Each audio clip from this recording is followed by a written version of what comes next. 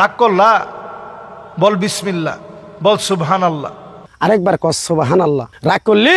তুমি এমন একটা ব্যক্তি, মানুষের দুঃখ কষ্ট দেখতে পারো না, তার পাশে যাই দাঁড়াও, তারা এসে তোমার পিছন থেকে ক্ষতি করার জন্য ঘুরে। কথাটা ঠিক নেবে? ঠিক ঠিক। রাগ করলা? মাআযাল্লাহ, এটা মুসলিম সমাজের জন্য এর চেয়ে বড় লজ্জাস্কর বিষয় আর হতে পারে না। আমরা এখন দেখতে পাচ্ছি যে হয়তো কোনো গণক, সে গণ্ড মূর্খ, তার কোনো জ্ঞান নেই, পাপিষ্ট নরাদম সে, তার এই কথা ভাইরাল হওয়ার পরে এখন কেন আমাদের সবার বলতে হবে রাগ করলা, বল বিসমিল্লাহ, বল সুবহানাল্লাহ। এই তার কথা মতো যারা এই জাতীয় আল্লাহ রাব্বুল আলামিনের এই পবিত্র বিসমিল্লাহর মতো বরকতি বিষয়, সুবহানাল্লাহর মতো দাড়িপাল্লা ভারী করে দেওয়ার মতো ওজন সম্পন্ন বিষয়কে নিয়ে যারা ট্রোল বানাচ্ছে, মাআযাল্লাহ, আমি বলবো খবরদার, এই জাতীয় ট্রোল আপনারা করতে যাবেন না। একজন গণকের কাছে স্বাভাবিকভাবেই যদি আপনি যান, গমন করেন, নবী আলাইহিস সালাতু ওয়াস সালাম বলছেন, মান আতা কাহিনান আও আররাফান ফাসাদ্দাকাহু বিমা ইয়াকুল ফাকাদ কাফারা বিমা উনজিলা আলা মুহাম্মদ সাল্লাল্লাহু আলাইহি ওয়াসাল্লাম। গণকের কাছে যারা যাবে, যারা হাত দেখাবে, যারা এগুলা বিশ্বাস করবে, গণকের কথার ওই তাবিজ নিবে, গণকের কথার ওই গাছের শিকড় নিবে, নবীজি বলছেন ফাকাদ কাফারা বিমা উনজিলা আলা মুহাম্মদ সাল্লাল্লাহু আলাইহি সাল্লাম, তার ইবাদত আল্লাহর কাছে কবুল হবে না, তার ইবাদত নষ্ট হবে। এমন কি ওই লোকটা আল্লাহর কাছে এতটা ঘৃণিত হবে, তার ঈমানটা নষ্ট হয়ে যাবে। ইবাদত নষ্ট হলো, ঈমান ধ্বংস হলো, ঈমান ধ্বংস হলো, ইবাদত নষ্ট হলো, গণকের কাছে যাওয়া। তা আমাদের দেশে দেখা যায় গণকরা অনেক দিন ধরেই এগুলো করে তেমন একটা তারা ভালো সুবিধা করতে পারছিল না।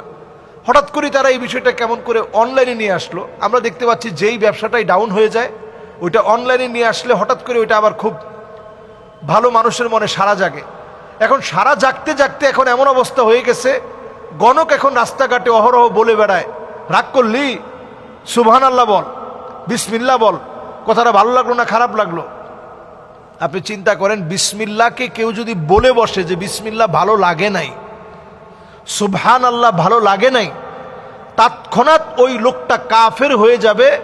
যে লোকটা বিসমিল্লাহকে ভালো লাগবে না এটা বলার সঙ্গে সঙ্গে কাফের হয়ে যাবে। তাহলে সে যে কথা বলতেছে মানুষের ঈমান হরণের জন্য এক একটা কথা যথেষ্ট। এরপরে আসুন, সে যে কথাগুলো নর্মালি বলে থাকে যে তুই সবার জন্য অনেক কিছু করিস কিন্তু কেউ তোর কষ্টটা বুঝে না, সবার জন্য তুই সব দিয়ে দিস, সবার জন্য তুই সব কিছু ব্যয় করে ফেলিস, কিন্তু কেউ তোর মনের বেদনাটা বুঝে না। তো স্বাভাবিকভাবে প্রত্যেকটা পরিবারেই সন্তানদের ভূমিকা তো ছোট হোক বড় হোক প্রত্যেকের ভূমিকা থাকে।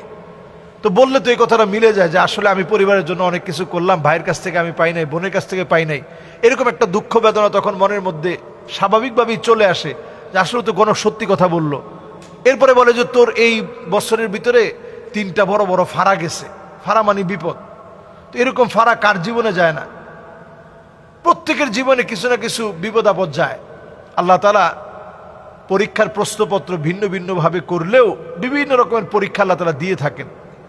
এগুলো গুনাহ মাফের জন্য হয়, নিজের সম্মান ইজ্জতকে আরও আল্লাহ তাআলা বাড়িয়ে দিবেন, বান্দার সম্মান ইজ্জত আরও বাড়াবেন, এজন্য পরীক্ষা নিয়ে থাকেন।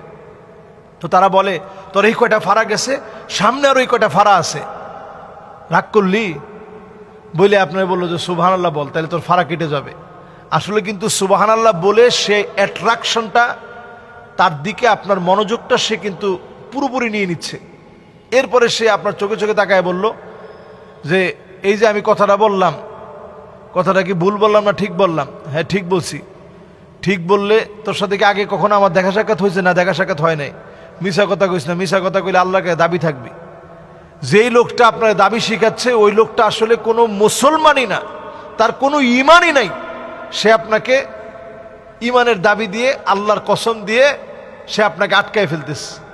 এরপরে দেখবেন বলবে যে আমার কাছ থেকে ওষুধ নেওয়ার জন্য 1 কোটি টাকা দিল, আমি ওষুধ দেই না। আমার বাপ বলছে ওষুধ বেচা কোনো সময় নিবি না, টাকা খাবি না, খাইলে ওই টাকা তোর উপরে আগুন হিসাবে আসবে, গজব দিয়ে তুই নিজে শেষ হয়ে যাবি। তা টাকা নিচ্ছি কিসের জন্য? টাকা নিচ্ছি পেটের জন্য।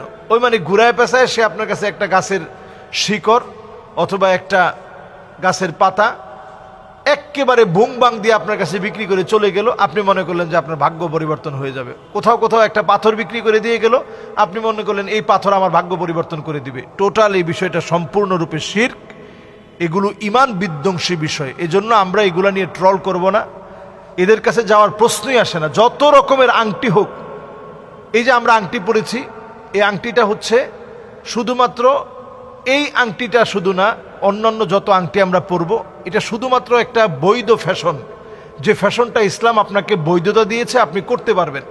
এছাড়া অন্য কোনো কারণে আংটি আপনি পরবেন, আংটি আপনার একটা উপকার নিয়ে আসবে, এরকম কোনো কারণে আংটি পরা যাবে না। আকিক পাথর, এই আকিক পাথরটা নবীজি সাল্লাল্লাহু আলাইহি সাল্লাম ব্যবহার করেছেন, পড়েছেন, আপনি সেই হিসাবে পড়তে পারেন। এর বেশি কোনো কিছু মনে করার কোনো সুযোগ ইসলামে নেই। কোনো গণকের কাছে যাওয়া যাবে না, টিয়া পাখির কথা বিশ্বাস করা যাবে না। এখন দেখবেন এই গণকরা সব কিছু অনলাইনে নিয়ে আসছে। মাঝে মাঝে বিভিন্ন রাসায়নিক দ্রব্যাদির বিনিময়ে, আপনাদেরকে বলে রাখি, আপনারা দেখবেন গণকরা সামনে আরও বেশি এগুলো অ্যাপ্লাই করবে। বিভিন্ন রাসায়নিক দ্রব্যাদি একটার সাথে একটা মিললে একটু আগুন ধরে যায়। কিছু আছে এমন যেটা আপনি খালি চোখে হয়তো দেখতে পাচ্ছেন না, পানির মধ্যে দেওয়ার সঙ্গে সঙ্গে আগুন ধরে যাবে। তো আপনি আপনার চোখের সামনে একজনের কাছে গেছেন, সে আপনার আগেই সেট আপ দিয়ে রাখলো, যদি তোমার সাথে জিন থাকে, কেউ কালো জাদু করে থাকে, তাহলে পানির মধ্যে আমি ফু দেওয়ার সঙ্গে সঙ্গে আগুন ধরে যাবে। আসলে সে আগে থেকে ওইটা সেট করে রাখছে।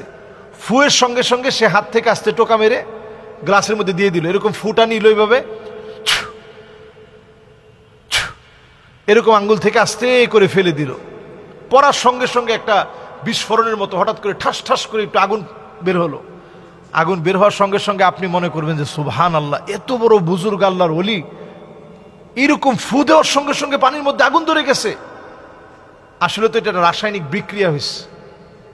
এই রাসায়নিক বিক্রিয়ার ফলে এখান থেকে আগুন ধরেছে।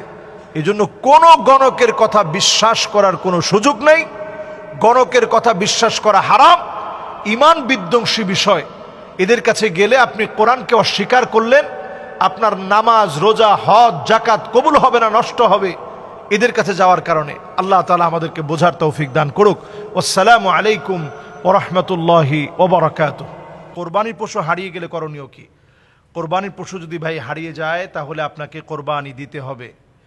আল্লাহ তাআলা যদি আপনাকে সামর্থ্যবান বানান, আপনি অবশ্যই কোরবানির পশু হারিয়ে গেলে আবার কোরবানির পশু কিনবেন, কোরবানি দিবেন। তবে সমান টাকার হতে হবে না, একই টাকার হওয়া লাগবে না। ধরুন আপনি কোরবানি দিয়েছেন, আগের পশুটা আপনি কিনছিলেন 2 লাখ টাকা, এখন কি 2 লাখ টাকা দিয়ে কিনতে হবে? না, বরং আপনি আপনার সাধ্য মতো যতটুকুন পারেন সামর্থ্য অনুযায়ী দিবেন। এখন কোরবানি যদি আপনি না দেন, তাহলে নবীজি সাল্লাল্লাহু আলাইহি সাল্লাম খুবই ভয়ঙ্করভাবে তাদেরকে ভৎসনা করেছেন, এবং নবীজি বলেছেন যে যাকে আল্লাহ তাআলা টাকা দিয়েছেন, অর্থ দিয়েছেন, ফালাম ইউদাহি, কিন্তু সে কোরবানি করে নাই, ফালা ইয়াকরাবান্না মুসাল্লানা, সে যেন আমাদের মুসল্লায় না আসে। কেমন যেন নবীজি বলতে চাচ্ছেন যে ওই লোকটার নামাজের দরকার কি, যে কোরবানি করে নাই সে নামাজ পড়বে কি? এজন্য আমরা কোরবানি, যাদের তৌফিক আছে হারিয়ে গেলেও কোরবানি করতে হবে।